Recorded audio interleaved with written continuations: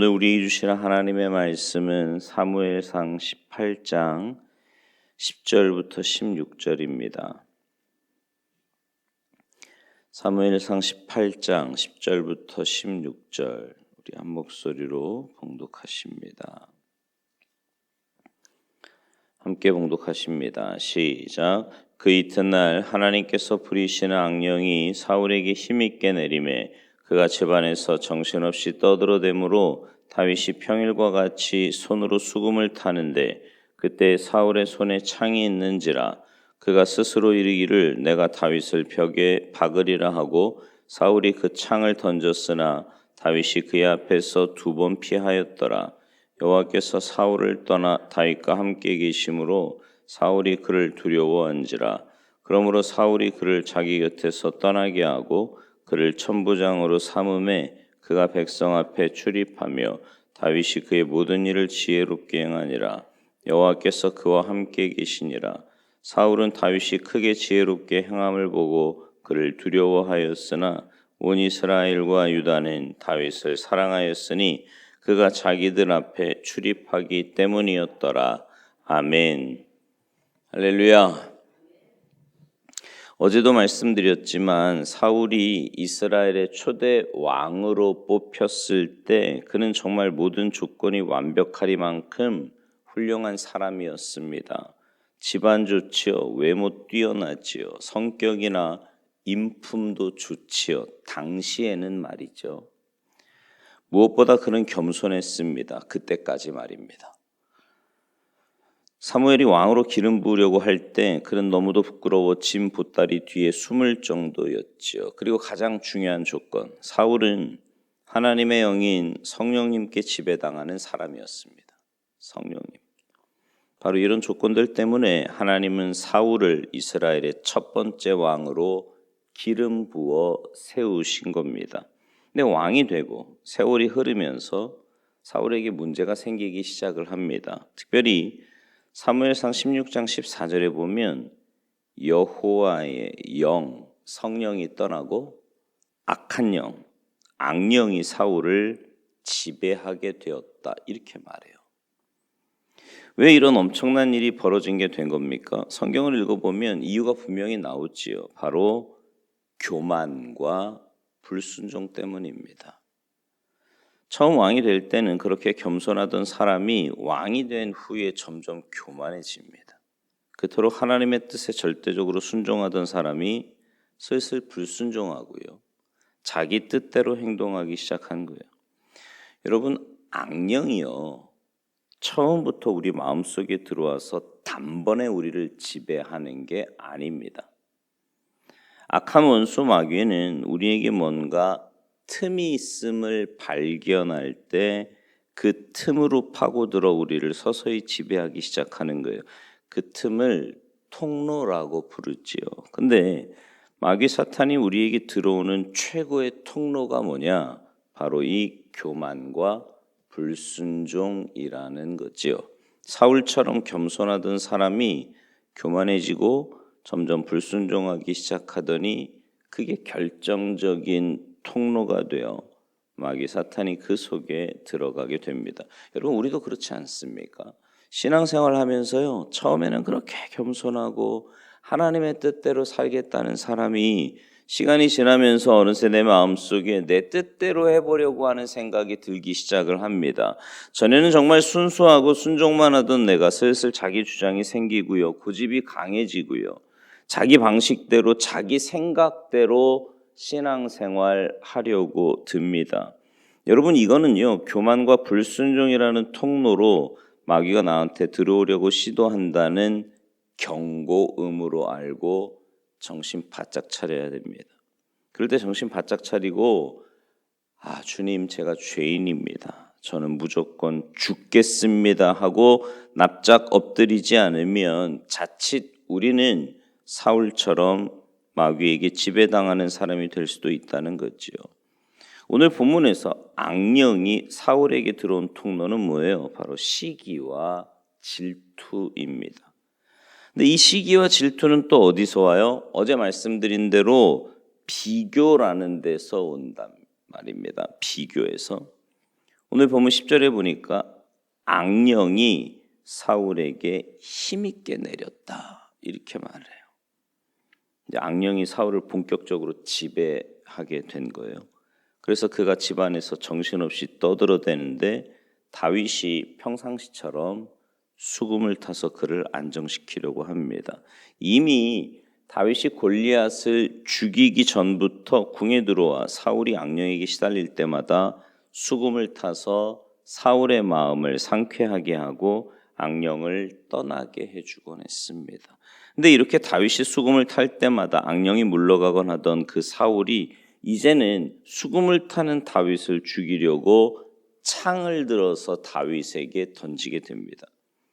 이 말은 악령이 본격적으로 사울을 지배하게 되었다는 말이죠. 그 이유는 앞서 말씀드린 대로 사울이 비교와 시기, 질투, 의심, 증오에 사로잡힌 때문입니다.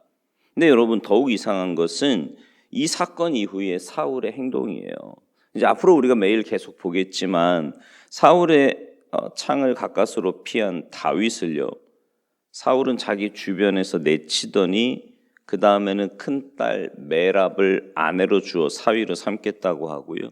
그러다 금세 마음을 바꾸고 또 그 다음에는 작은 딸 미가를 아내로 주어 사위로 삼더니 그 다음에 또 수금을 타는 다윗을 창으로 찔러 죽이려 들고요. 이를 피해 광야로 도망한 다윗을 사울은 죽을 때까지 쫓아다닙니다. 사울에게 쫓기던 이 다윗이 사울을 2번이나 죽일 기회가 있었지만 살려주자 사울이 뭐라 그래요? 미안하다고, 너를 절대 죽이지 않겠다고 맹세하더니 또 언제 그랬냐는 듯이 다윗을 죽이려고 쫓아다닙니다. 정신없지 않습니까? 정말 정신이 오락가락해요. 이 정도로 사울은 악령의 지배를 받아서 이랬다 저랬다, 정신도 오락가락, 행동도 오락가락, 이게 악령의 특징이지요. 맨정신으로 돌아왔다가 또 금세 정신이 나가고 말입니다. 여러분, 성령님은요, 우리를 정신 똑바로 차리게 하고 이성적으로, 합리적으로, 또 믿음으로 행동하게 합니다. 하지만 악령은 우리의 정신을 혼란스럽게 만들고 방황하게 만들고 결국은 우리 자신을 죽이게 만듭니다.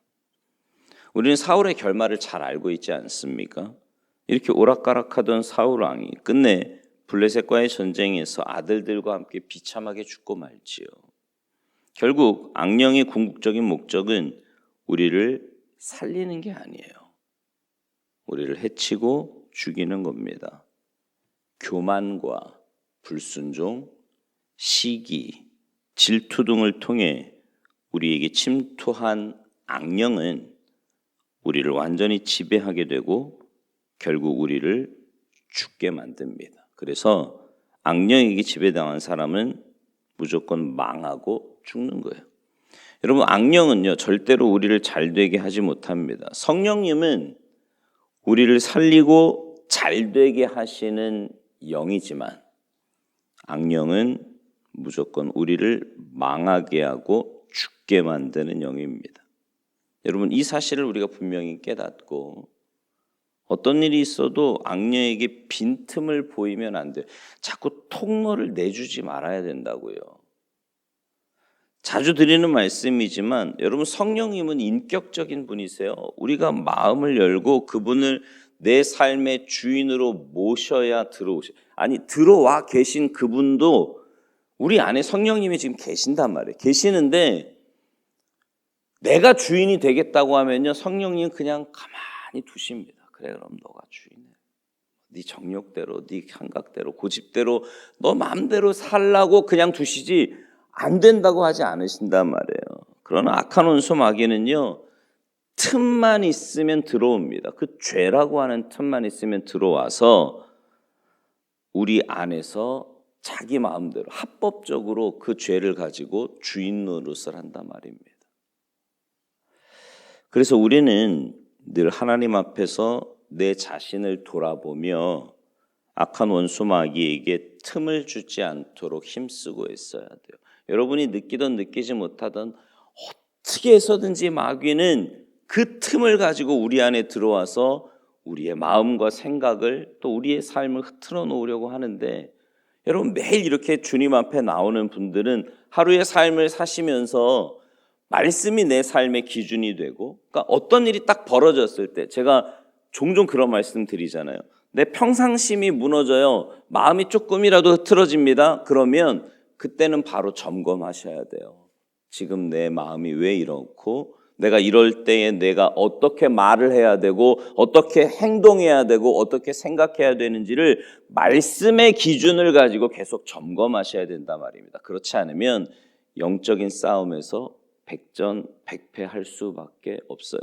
왜 그런 줄 아세요? 내 힘으로 싸우면 져요. 근데 주님을 내 삶의 주인으로가 아니라 내가 주인이 되어서 내가 싸우니까 지는 겁니다. 그러나 내 안에 계신 그 주님이 내 인생의 주인이 되시고 그분께 내 삶의 모든 것을 맡기고 그분의 인도하심 따라 말씀의 원리로 계속해서 가르쳐 주세요. 이럴 땐 이렇게 생각하고 이렇게 말을 하고 이렇게 살아야 된다는 것을 가르쳐 주십니다. 그 가르쳐 주심에 온전히 순종하며 살아가면 우리의 삶은 매일매일의 영적인 싸움에서 승리하게 될 줄로 믿습니다. 사랑하는 성도 여러분, 그 어떤 이유로도 악령에게 이용당하거나 그 도구가 되지 맙시다. 여러분 가만 보세요. 예수님이 왜 시험에 들지 말게 기도하라고 하셨을까요? 기도하지 않으면 시험에 든다는 거거든요. 근데 시험에 들면 내가 그러고 싶어서 그러는 게 아니라 그냥 마귀로 도구로 쓰임을 받을 수밖에 없는 거예요. 하나님은 우리가 성령의 사람이 되고 성령님께 지배당해서 거룩한 삶을 살기를 원하십니다. 우리 모두 이 치열한 영적 전쟁에서 성령님의 도구로 사용되어 믿음으로 승리하는 복된 삶이 되시기를 주님의 이름으로 축원합니다. 기도하시겠습니다.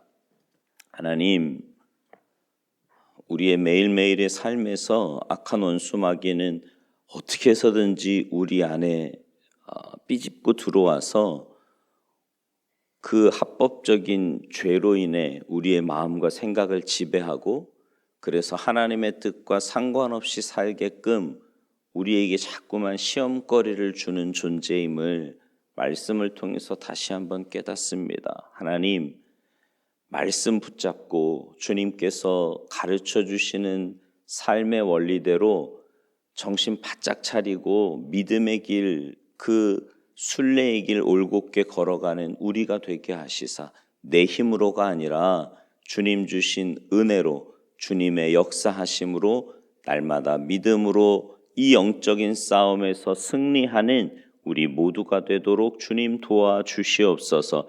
그래서 그런 우리의 삶을 통해 하나님 영광 받으시고 우리가 가는 곳마다 주님의 은혜가 주님의 사랑이 흘러가는 축복의 통로들이 모두 되도록 주님 역사하시고 은혜 내리어 주시옵소서. 감사드리며 예수님의 이름으로 축복하며 기도하옵나이다. 아멘.